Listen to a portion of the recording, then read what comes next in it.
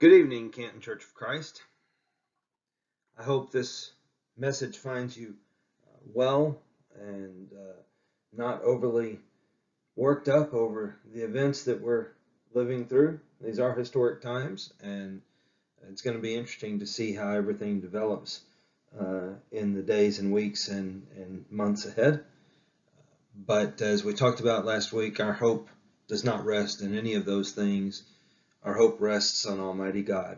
And so in keeping with that theme, I thought it would be appropriate for us to shift into the book of Ecclesiastes for the next 2 or 3 weeks. And I hope that you find that profitable. If you feel like doing so, I would encourage you to go ahead and pause this and read Ecclesiastes chapter 1 and verse 1 through chapter 3 and verse 22. And then resume the video. I'll give you time to do so now. Okay, whether you did that or not, we'll proceed with that, but let's begin with a word of prayer. Dear Heavenly Father, we thank you for life. We thank you for your love. We thank you for the opportunity that we have to live this life in fellowship with one another and in fellowship with you. And we ask that you always bless our endeavors that are geared toward trying to serve you. We ask that you give us the perspective that we need on all the things that happen in our lives, that we will be drawn in those events to the opportunities that are in them to serve you and to reach others. We ask that you be with us through this study of Ecclesiastes, that it will be a profitable one and that will help us to live out the sort of hope that we need to live out that is dependent upon you and on nothing else. We thank you for your Son, Jesus. It's in his name we pray. Amen. Ecclesiastes. The book of Ecclesiastes really contrasts two main ways of doing things. One is looking at life under the sun, as the writer puts it, among other ways. And the other is looking at life as something that should be founded and rooted in a hope in God. And so think about those two things as we go through this study. We will begin with a brief introduction of the book of Ecclesiastes and talk first about the name of the book, and we'll make this part of it very brief. The name of the book in Hebrew, which is the language it was written in, is Kohelet, which means something like collector or convener or preacher. It's from the word kahal, which means assembly or congregation. When the Old Testament was translated into Greek, and what we would now have as the Septuagint, which is not just one Septuagint, but the Greek translation of the title was Ecclesiastes, which means preacher or one who addresses an assembly. And that word for assembly may be a Greek word that you are familiar with, ecclesia. You may have heard that over the years in reference to the church or those who are called out. It really just refers to those who are convened, right? Those who are called to assemble. And so from that Greek word ecclesiastes, preacher or one who addresses an assembly, we get our English name for this book, Ecclesiastes. So we could think of the name of the book as meaning something like one who calls together or convenes and addresses an assembly. Pardon the frog in my throat. In Ecclesiastes chapter 1, chapter 1, verses 1 and 2, we read, "The words of the preacher, the son of David, king in Jerusalem, vanity of vanities, says the preacher, vanity of vanities, all is vanity." This leads us into our discussion of authorship. This book is attributed to and states their reference to the son of David. We're talking about Solomon in this case. We could compare to Song of Solomon 1:1, the Song of Songs, which is Solomon, or Proverbs 1:1, the Proverbs of Solomon. the king, Proverbs of Solomon, son of David, king of Israel. But it is an editorial work. And what do I mean by that? Well, there is, even within the text, there's the indication that there are things being pulled together. And we could read, for example, chapter 1 and verse 2, as we said, or as we saw, vanity of vanities, says the preacher. Now, that could be Solomon speaking about himself, but it also could be someone else writing what Solomon has said, and we can think about that a little bit more as we move forward. In chapter 7 and verse 27, behold, this is what I found, says the preacher, while adding one thing to another to find the scheme of things. So there's an indication there of a possible someone is quoting him rather than him being the one that's actually writing it. Same thing in chapter 12 and verse 8. Vanity of vanities, says the preacher, all is vanity. And we could go down into chapter 12, beginning in verse 9, and paying special attention to 9 and 10. Besides being wise, the preacher also taught the people knowledge, weighing and studying and arranging many proverbs with great care. The preacher sought to find words of delight, and uprightly he wrote words of truth. The words of the wise are like goads, and like nails firmly fixed are the collected sayings. They are given by one shepherd. My son, beware of anything beyond these. Of making many books there is no end, and much study is a weariness of the flesh. The end of the matter, all has been heard. Fear God and keep his commandments, for this is the whole duty of man. For God will bring every deed into judgment, with every secret thing, whether good or evil.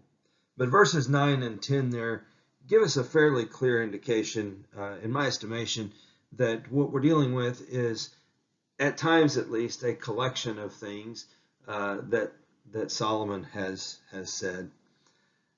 It's really beside the point, because it doesn't change our trust in it as inspired scripture, and that the message therein is a message that God has given us through Solomon.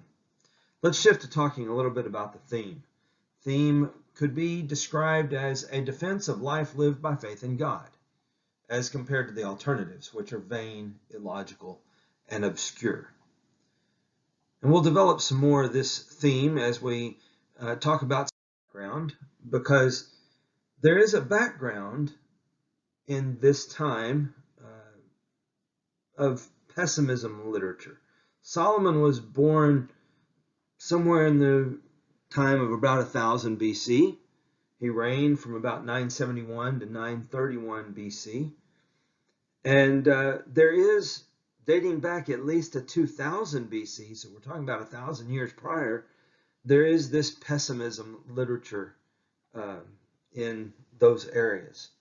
Pessimism literature was bleak and full of hopelessness. The dialogue of pessimism is a 14th century BC text, and its conclusion is that suicide is the only solution to life's problem. The Epic of Gilgamesh from ancient Mesopotamia is something before 2000 BC. There are some early Sumerian versions. There's reference in it to whether we're talking about the Chaldees, Abraham's hometown, or otherwise, we don't know. But its point becomes, the life you pursue, you shall not find. And so we get a sense there of this pessimism literature and this way of thinking that exists in Solomon's time. And it might be useful to see Ecclesiastes as a godly answer to that pessimism point of view. And while echoing ancient pessimism literature, Ecclesiastes contrasts this with the joy and assurance that can be found by trusting God as we walk through this life. So there's just a brief little introduction.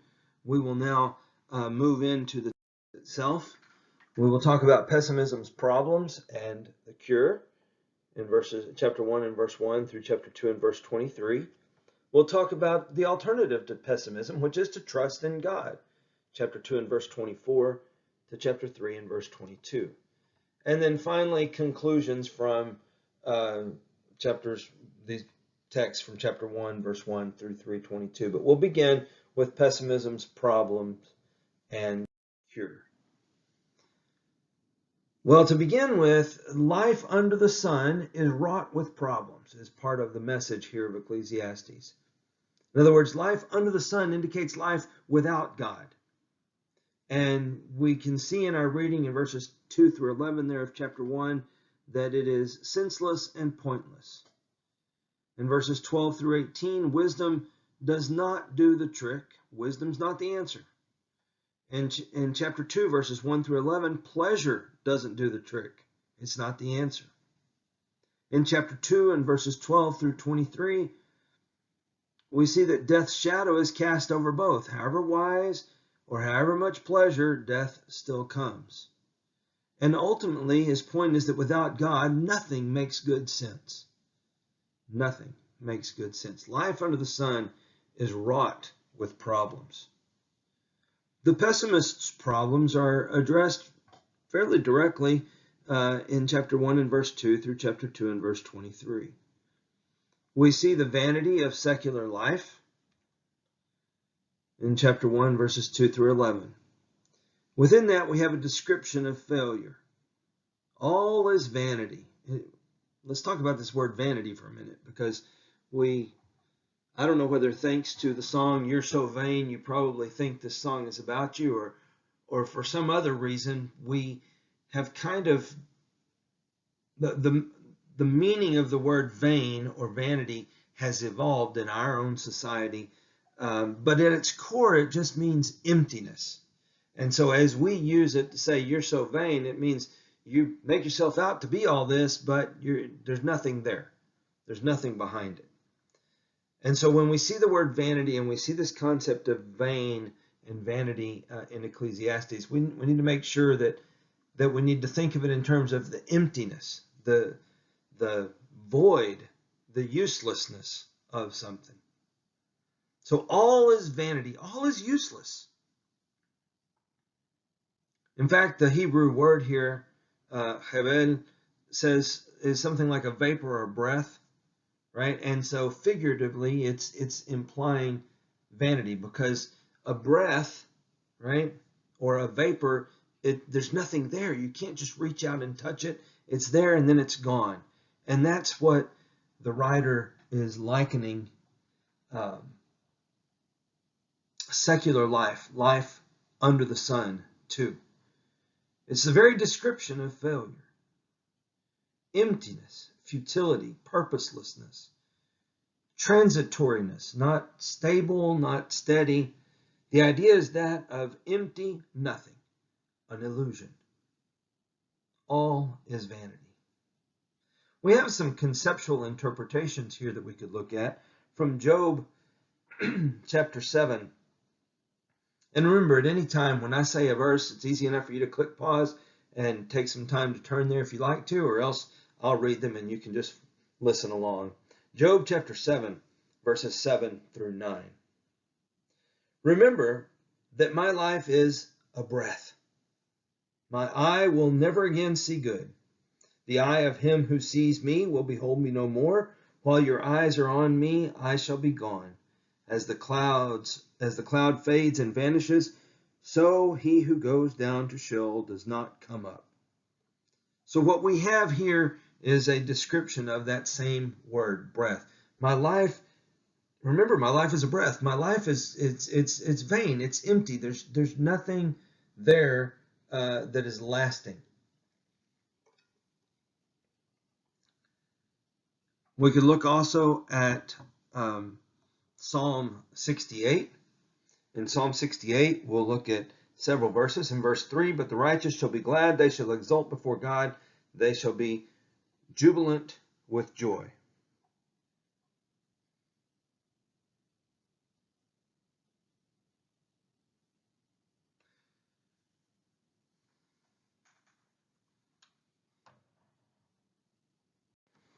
That's the wrong reading, I apologize. Let's go instead to the book of Psalms and chapter 39 and verse 6. Behold, you have made my days a few handbreadths, and my lifetime is nothing before you. And here's the use of our word breath again. Surely all mankind stands as a mere breath. So this use of the word vanity in Ecclesiastes is not our modern use of the word vanity. It just means emptiness. Nothing. Nothing. It's just pointless, futile. There's just no end to it. We then also have, within this vanity of secular life, we have a description of life in verse 3, chapter 1 and verse 3, of life under the sun. Wherever you go, whatever you do, everything of this earthly life, leads nowhere. It's useless to seek success in this life. Everything is uncertain and brief. No effort in and of itself will bear permanent fulfillment or satisfaction. Any and all moments of joy in this life are transitory and passing. It's not that this life we don't have to live it, and it's not that we shouldn't live it as we should, but our hope cannot be placed in things in this life because it is but a breath. So what does man gain? He gains nothing. Life pays no dividends in this life, but thanks to God, we have an opportunity for this life to pay dividends. All the toil at which he toils. Again, we're in chapter 1 and verse 3. All the toil at which he toils, everything we do, we work, we grind our fingers to the bone, but it's a result of wanting to live for this world. Hard work and mental anguish come from wanting to live for this world. And if life has no purpose beyond under the sun, then all our efforts will produce is misery.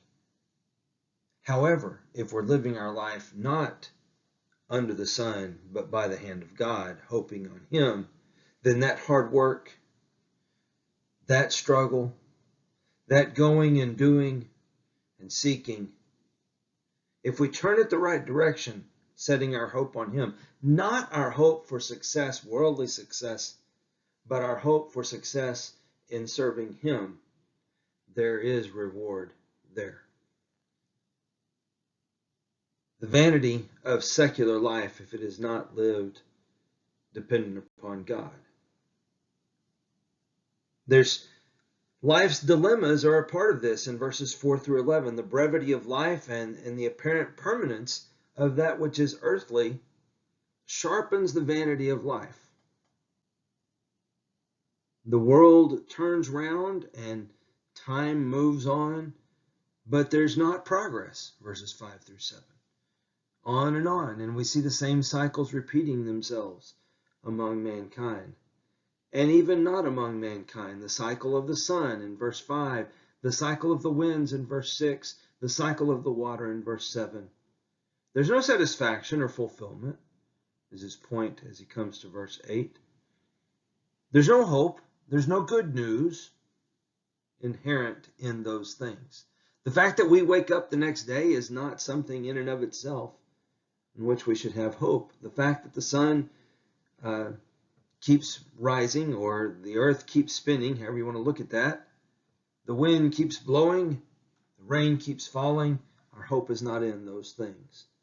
There can be no satisfaction or fulfillment ultimately in those things, because hope lies elsewhere. The vanity of secular life, the emptiness of wisdom for satisfying secular life. In verses 12 through 18, we see in verses 12 and in the beginning of 13 the preacher's experience in this. I, the preacher, have been king over Israel and Jerusalem, and I applied my heart to seek and to search out by wisdom all that is done under heaven. He struggled with this. He goes on to say, I have seen everything that is done under the sun. It's just a big been there, done that. Been there, done that. And his conclusions in the end of verse 13 down through verse 15 are that God has ordained men to sad work. It's an unhappy business that God has given to the children of man to be busy with. And of course, we could go back to the garden and see where that started in the Garden of Eden. In verse 14, I have seen everything that is done under the sun, and behold, all is vanity and a striving after the wind. What is crooked cannot be made straight. What is lacking cannot be counted. It's all empty. It's all empty if it's lived without God. He's been there, done that. Life may be tough to live, but God is in control. Man thinks and plans and tries to understand the path of his life. But this is the unhappy business of man, because it means man lives frustrated. All is vanity, a striving after the wind, or as the KJV, King James Version, puts it, a vexation of spirit. In Hosea chapter 12 and verse 1, God talks about Ephraim in this way. Ephraim feeds on the wind and pursues the east wind all day long. They multiply falsehood and violence. They make a covenant with Assyria, and oil is carried to Egypt. The idea is that God's people are pursuing the things of this world, and they're no longer relying on him, and that is emptiness. It's vanity, because none can stand before God. In both Hebrew and Greek, the same word for wind is used for spirit. Trying to make sense of life apart from God is like trying to catch the wind. There are detours and gaping holes in wisdom under the sun. We could look at chapter 8, Ecclesiastes chapter 8, and verses 16 and 17. When I applied my heart to know wisdom, and to see the business that is done on earth, how neither day nor night do one's eyes see sleep, then I saw all the work of God, that man cannot find out the work that is done under the sun. However much man may toil in seeking, he will not find it out. Even though a wise man claims to know, he cannot find it out.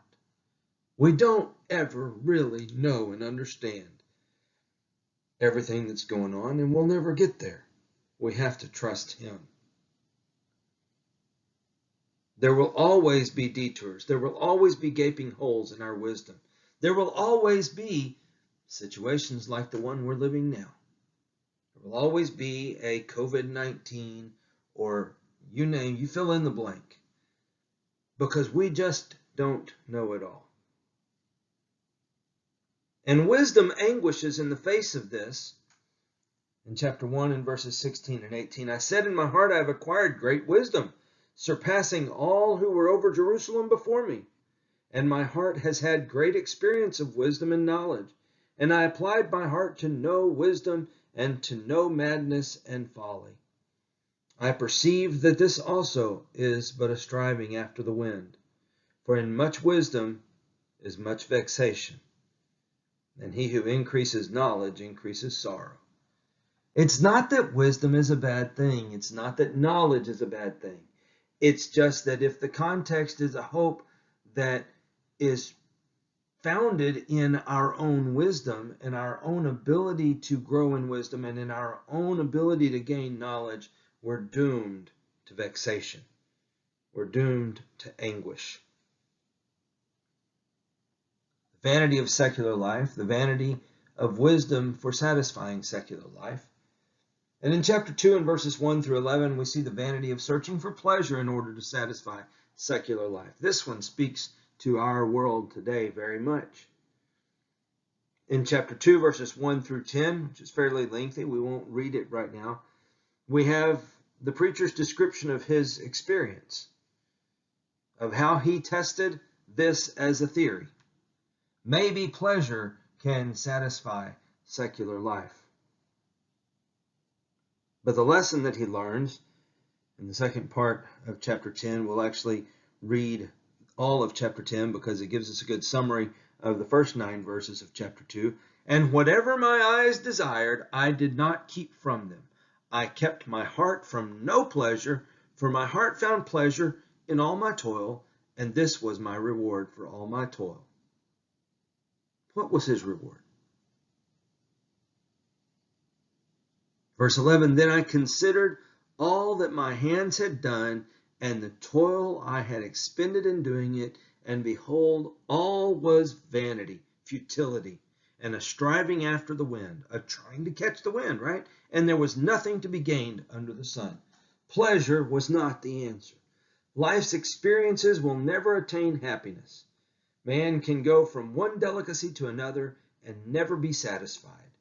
You can see that in chapter 5, verses 10 and 11. The only benefit was the search itself. Joy cannot be found in the stuff under the sun. We live in a world that says you deserve to be happy, but it's not about happiness. It's about whether we are serving him, whether we are his or not. And then we have the final certainty of life in chapter 2, verses 12 through 23. This is pessimism's problems and cure. And he's going to come, he's building up so that he can give us the cure for pessimism's problems. Chapter 2 and verse 16, how the wise dies just like the fool. In the context of that wisdom piece, but it applies to the rest, we all die. We end this life the same way. So our hope cannot be placed in this life. He describes his own experience in chapter 2 and verses 12 through 14. He says, so I turned to consider wisdom and madness and folly. For what can the man do who comes after the king? So who's going to follow me, right? Only what's already been done. I've already done it all, right? I've already done it all. What's going to come after me?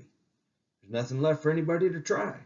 Then I saw that there is more, verse 13, more gain in wisdom than in folly, and there is more gain in light than in darkness. The wise person has his eyes in his head, but the fool walks in darkness. And yet I perceived that the same event happens to all of them. What do you think that event is? That event is death. So he's saying, yeah, wisdom is better than foolishness, right? And walking in light is better than darkness. But ultimately, in this life under the sun, we meet the same end. And so his lesson in verses 15 to 23, he poses a question in verses 15 to 17. And we have what are the only two things that are guaranteed? Death and taxes, right? And so this is kind of related here, because what's the point in wisdom if death is just the same and unavoidable? What do I gain if I'm still just going to die? Right? Chapter 2, beginning in verse 15, then I said in my heart, what happens to the fool will also happen to me. Why then have I been so very wise? And I said in my heart that this also is vanity. For the wise as the fool, there's no enduring remembrance, seeing that in the days to come all will have been forgotten, how the wise dies just like the fool. So I hated life, because what is done under the sun was grievous to me. For all is vanity and striving after the wind. What's the point in wisdom if death is just the same and unavoidable? Wisdom's better than foolishness. But if we go down into chapter 9 and verse 13, we have this addressed similarly. I have also seen this example of wisdom under the sun, and it seemed great to me. There was a little city with few men in it, and a great king came against it and besieged it, building great siege works against it. But there was found in it a poor wise man, and he by his wisdom delivered the city, yet no one remembered that poor man. But I say that wisdom is better than might, though the poor man's wisdom is despised and his words are not heard. So the value in wisdom is not in that it somehow can prolong our lives, that it helps us avoid that death, except that in Christ we do have that hope. We'll still leave these bodies. These bodies will still die. But having been born again, we get to be born anew, to a new life, a life that is persistent, a life that goes beyond these bodies. So his experience is that wisdom is better than foolishness, but in this life we still all die. Wisdom is useless for resolving the fundamental certainty of life, which is death. And so his conclusion is that living for this life, living for purposes that are purely in this life, is completely pointless. In chapter 2 and verses 18 to 21, chapter 5, chapter 6, he comes back to this point. A lazy fool will come along behind a hard-working wise man's death and get it all for nothing. There's the reality of it. There's the point that he is making. The pursuit of the things of this life is vanity. There's no point.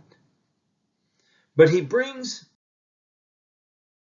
an alternative to pessimism. And we'll move through the rest of this fairly quickly. Fear not. The alternative to pessimism, trust God. A life of faith. We'll talk about that life of faith. A life that involves God, and a life that considers God's judgment. This life of faith, chapter 2 and verses 24 to 26, is a life that is to be enjoyed. But this passage in chapter 2 verses 24 to 26 brings a dramatic shift in context. The preacher shifts from talking about life under the sun to life by the hand of God. And you see, there is his transition. Life under the sun is pointless unless it is lived by the hand of God. That life by the hand of God is to be enjoyed. There's nothing greater than life synchronized with God. And when we realize and acknowledge that everything in this world is from God, then life can truly be enjoyed. When we realize that nothing we have is deserved, life can truly be enjoyed. The New Testament has several things to say about contentment. We don't have time to read those passages right now, but I would encourage you to take a look at Luke chapter 12, verses 16 to 21. At 1 Corinthians chapter 15 and verse 32. At 1 Timothy chapter 4 and verse 4. 1 Timothy chapter 6, verses 6 through 8. See, life is a gift from God. And the under the sun way of life leads to frustration. But the by the hand of God way of life leads to happiness and contentment.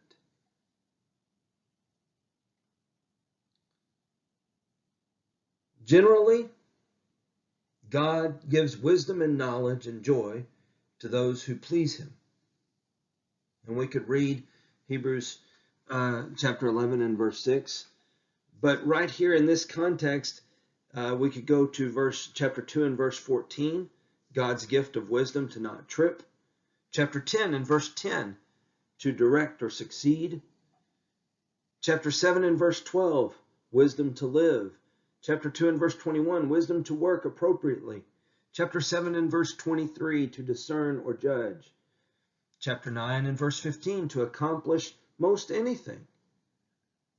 Chapter 7 and verse 19 and chapter 9 and verse 16, the wisdom that is powerful. Chapter 8 and verse 1 talks about joy. See, God generally gives wisdom, knowledge, and joy to those who seek to please him. And I'm behind on my slideshow here. Life is to be enjoyed. Life is a gift of God. And God generally does give wisdom, knowledge, and joy to those who strive to please him. This is all in the context of living life by the hand of God. And the sinner's position is a position that he really has no way of solving his or her problems. No way of really satisfying his or her desire for direction and purpose. The only way to find fulfillment is to involve God. Time under heaven is mundane, temporary, and purposeless without God. We have to involve God. Time with God is beautiful, it's eternal, and it's full of purpose. So the dilemma is restated in chapter 3 and verse 9. What's the point? It's useless to try to live without God, since he is the one in control. And in verses 10 to 14, everything beautiful. Eternity into man's heart. Nothing better than to be joyful and to do good. Eat and drink and take pleasure in toil. Whatever God does endures forever, because he is in control. Perpetual times and seasons are established. Life under the sun is transitory, and it's full of futility and doubt. Legitimate confidence must be found elsewhere. It's not going to be found in life under the sun. It has to be found in the grace and sovereignty of God. Hope does not lie in life under the sun.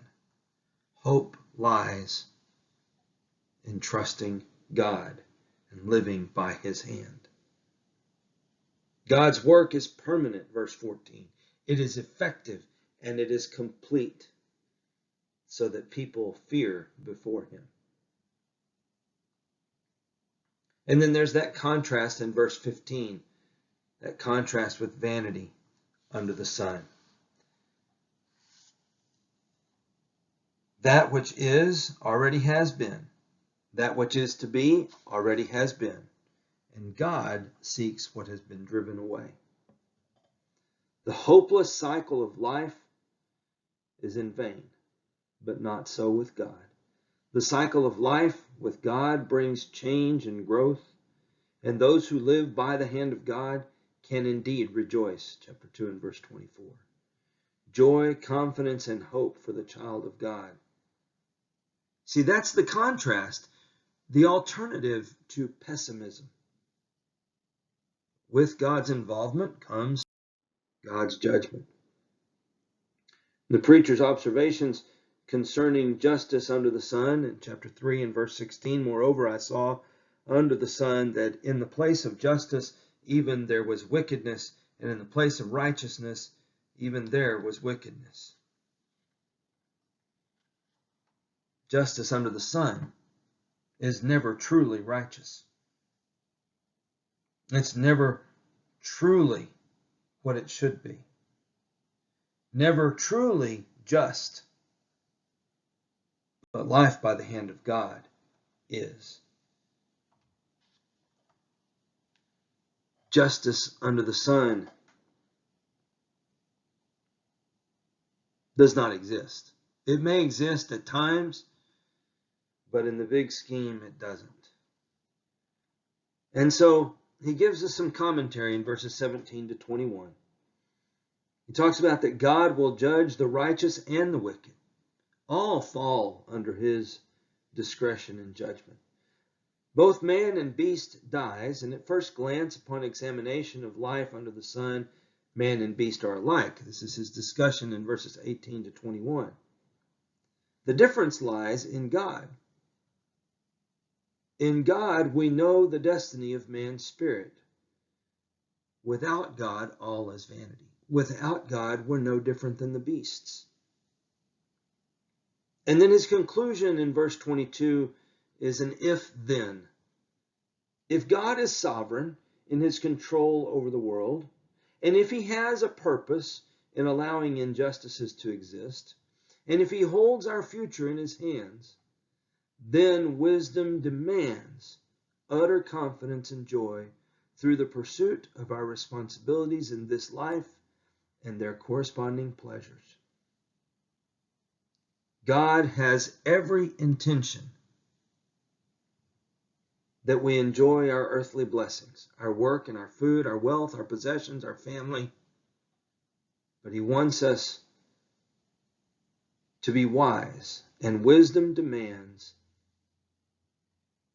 that we lean on him, that we recognize that we are his, and that we live as though we are his. And then finally, we have the preacher's conclusions. First, the only end of life without God is pessimism. So the pessimistic point of view, pessimism literature, it's actually accurate if you don't have God. And the answer to that, the alternative to that, is life lived by the hand of God. Everything about life under the sun is absolutely useless without God. And the preacher has expressed his own experiences to that respect. During his life, he sought purpose through all sorts of earthly ways. And in each instance, he only found vanity and affliction of spirit, a striving after the wind.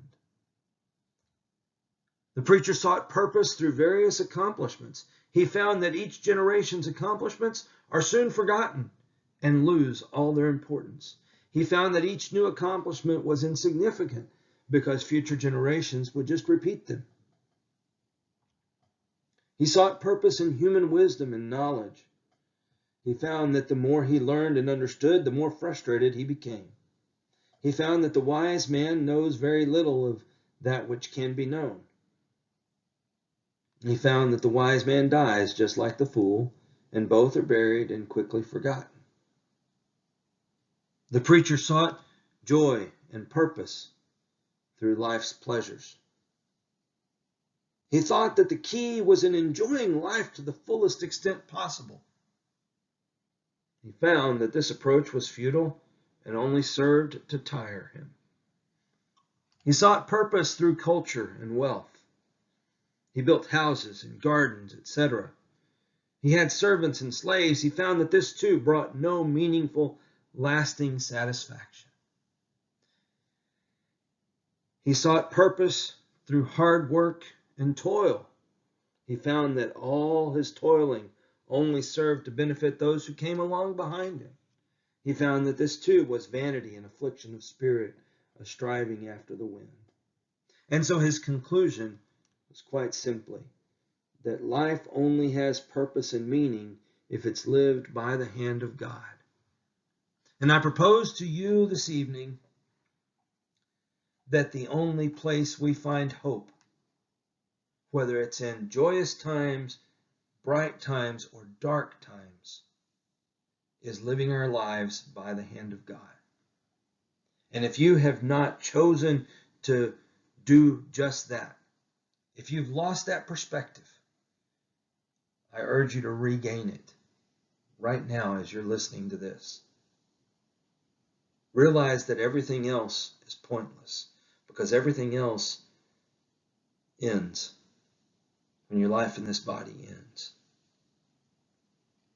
But if we live life by the hand of God and in his service, then we have what can be a true hope that sets our minds on things above, not on things here, as Paul would write to the Colossians. Thank you for your time. I know that was a little bit long tonight.